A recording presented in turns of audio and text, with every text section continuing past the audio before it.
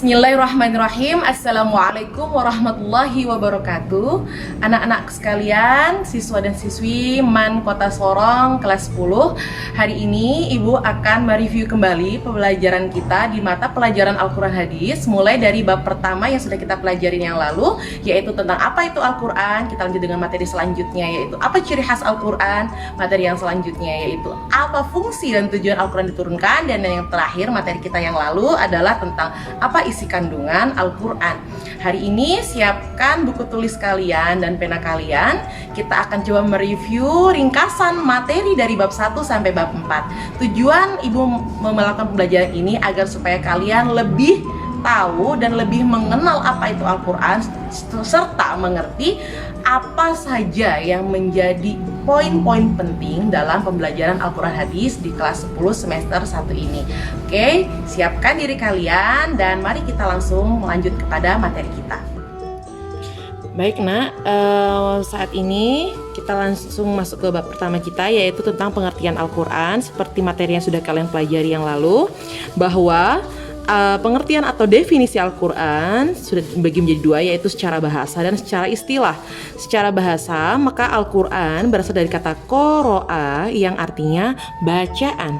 Sedangkan menurut istilah, makna dari Al-Quran adalah Al-Quranu huwa lafdzul arabiyyu al-munazzil ala Muhammad sallallahu alaihi wasallam litadabbur wattadhakkur al-manqulu mutawatiran wa huwa ma daffataini al-mabdu' bi suratil Fatihah wal makhtum bi suratin Nas, yang artinya Al-Quran adalah lafaz atau firman Allah yang berbahasa Arab, diturunkan kepada Nabi Muhammad SAW untuk difahami isinya dan untuk selalu diingat, yang disampaikan dengan cara mutawatir, ditulis dalam mushaf dan dimulai dari surah Al-Fatihah dan diakhiri dengan surah An-Nas.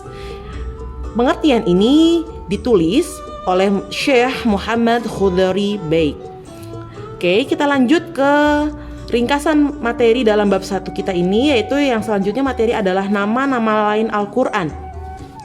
Dalam beberapa kitab dan dalam beberapa pembahasan, ada banyak ulama yang membahas tentang nama-nama lain Al-Quran ini sendiri. Bahkan ada yang menyebutkan sampai 55. Akan tetapi, dari kesepakatan para ulama menyepakati bahwa nama-nama lain Al-Quran yang disepakati adalah ada 5. Yang pertama, Al-Quran yang artinya bacaan. Yang kedua, Al-Kitab yang artinya kitab suci. Yang ketiga yaitu Al-Furqan yang artinya pembeda. Yang keempat artinya Az-Zikru yang artinya pemberi peringatan. Dan yang terakhir nama lainnya adalah At-Tanzil atau yang diturunkan oleh Allah. Oke, sampai sini ini adalah ringkasan materi kita ya nak ya. Jadi boleh ditulis agar lebih mendalam lagi apa yang kalian pahami dari bab 1 yang sudah kalian pelajari 2 minggu yang lalu. Oke, kalau sudah Ibu akan lanjut ke materi kita yang kedua. Conclusion materi kita yang kedua yaitu tentang sejarah dan bukti keotentikan atau keaslian Al-Quran. Di dalam materi tersebut yang perlu kita ingat adalah yang pertama adalah dalil keaslian Al-Quran yang ada dalam surah Al-Hijr ayat 9 yang berbunyi A'udzubillahi minasyaitonirrajim Inna nahnu nazzalna dzikra wa inna lahu lahafizun, yang artinya sesungguhnya kamilah yang menurunkan Al-Quran dan pasti kami pula lah yang akan memeliharanya atau menjaganya. Quran surah Al-Hijr ayat 9. Di dalam dalil ini Allah menjanjikan kepada seluruh umat manusia bahwasannya dari pertama kali di Al-Quran diturunkan sampai akhir zaman nanti, insya Allah Allah akan menjaga keaslian mulai dari ayat pertama hingga ayat terakhir yang ada dalam Al-Quran. Jadi kita tidak perlu ragu akan keotentikan atau keaslian Al-Quran. Al-Quran bukan hanya dijaga dalam mushaf tapi juga dijaga dalam hati-hati para penghafalnya. Kemudian materi yang kedua yaitu proses turunnya Al-Quran.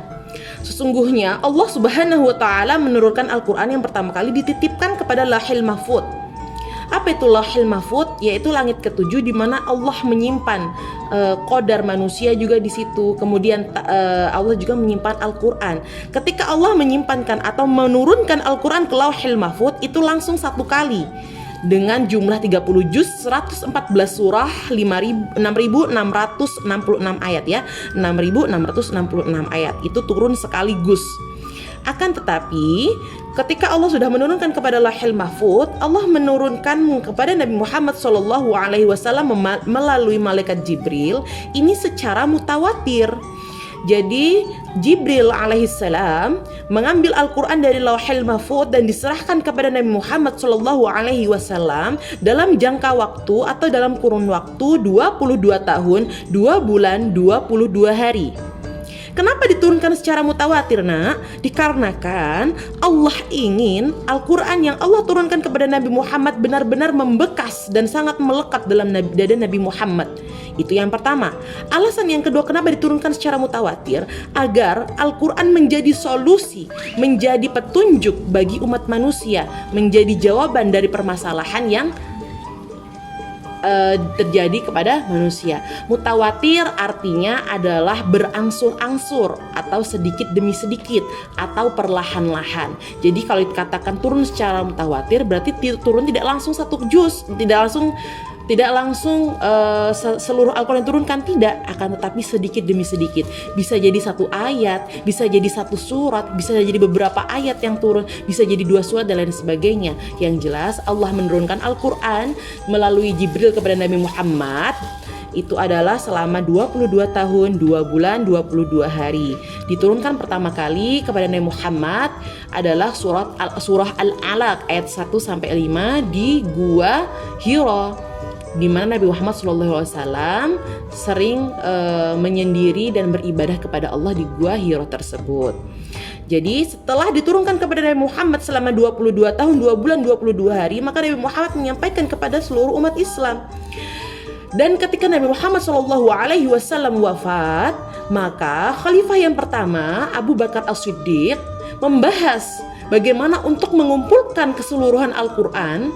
Kemudian muncullah ide dari Khalifah Utsman bin Affan bahwa bagaimana apabila seluruh penghafal dikumpulkan dan seluruh Al-Quran ditulis dalam satu mushaf. Maka mulailah Al-Quran itu tersebut ditulis pada masa pemerintahan Khalifah Umar bin Khattab dan selesai pada pemerintahan Khalifah Utsman bin Affan. Maka oleh sebab itu Al-Quran yang kita kenal saat ini sering dinamakan dengan Mushaf Utsmani. Baik anak-anak, demikian ringkasan dari bab 2. Jangan lupa untuk dicatat apa-apa yang penting. Kita lanjut kepada materi kita yang selanjutnya, yaitu bab 3 tentang kedudukan, tujuan, dan fungsi Al-Quran. Kedudukan Al-Quran, ibu ringkas materi kita kemarin. Jadi inti dari kedudukan Al-Quran adalah sebagai sumber pokok ajaran Islam. Itu yang harus kalian ingat, bahwa Al-Quran adalah sumber pokok ajaran Islam. Sumber pokok ajaran Islam maksudnya seperti apa? Bagaimana kita menjalani kehidupan, bagaimana kita menyelesaikan masalah-masalah yang ada, itu semua harus berpedoman kepada Al-Quranul Karim. Yang selanjutnya, materi selanjutnya yaitu tujuan dan fungsi Al-Quran. Dari materi yang sudah kita pelajari kemarin, kita dapat simpulkan bahwasanya tujuan dan fungsi Al-Quran ada 3. Nah, yang pertama, Al-Quran sebagai petunjuk bagi manusia, Al-Quran sebagai sumber pokok ajaran Islam, dan Al-Quran sebagai peringatan dan pembelajaran bagi manusia. Tujuan dan fungsi Al-Quran tersebut ada dalil-dalilnya dan dapat kalian lihat. Di sini ibu tuliskan rangkuman dalilnya saja. Dalam Quran surah Al-Baqarah ayat 185, Quran surah An-Nisa ayat 105, dan Quran surah Al-A'raf ayat 2. Ya anak-anakku, untuk menyingkat waktu akan ibu sampaikan tentang materi terakhir kita. Untuk bab yang minggu lalu kita mempelajari tentang pokok isi kandungan Al-Quran. Setelah materi kalian pelajari, maka bisa kita ambil kesimpulan dari bab 4 tersebut bahwasannya pokok isi kandungan Al-Quran ada 6, yaitu akidah, ibadah dan muamalah, akhlak, hukum, sejarah, kisah umat masa lalu, dan dasar-dasar ilmu pengetahuan, sains, dan teknologi. Jadi Al-Quran adalah sebuah kitab yang sangat sempurna isi kandungannya, yang mana apabila kita memiliki sebuah masalah, kita dapat mencari penyelesaiannya di dalam Al-Quran. Jadi Jadi Ibu minta kalian pelajari lagi materi kita yang lalu, kalian tuliskan, dan jangan lupa untuk membaca dalil-dalil dan menghafalkan dalil-dalil tersebut, karena insya Allah minggu depan kita akan melaksanakan ujian tengah semester untuk mata pelajaran Al-Quran Hadis. Baik anak-anak sekalian, tadi kita sudah belajar materi kita tentang bab 1 sampai bab 4 di mata pelajaran Al-Quran Hadis. Ibu harapkan kalian selalu rajin belajar, jangan lupa untuk selalu sholat 5 waktu, dan satu lagi, jangan lupa untuk mempelajari, membaca, mempelajari dan mentadabburi Al-Quran, karena tujuan pembelajaran kita adalah agar semua siswa semakin cinta dan semakin senang untuk membaca dan mempelajari Al-Quran. Syukran ala husni ihtimamikum. Wassalamualaikum warahmatullahi wabarakatuh.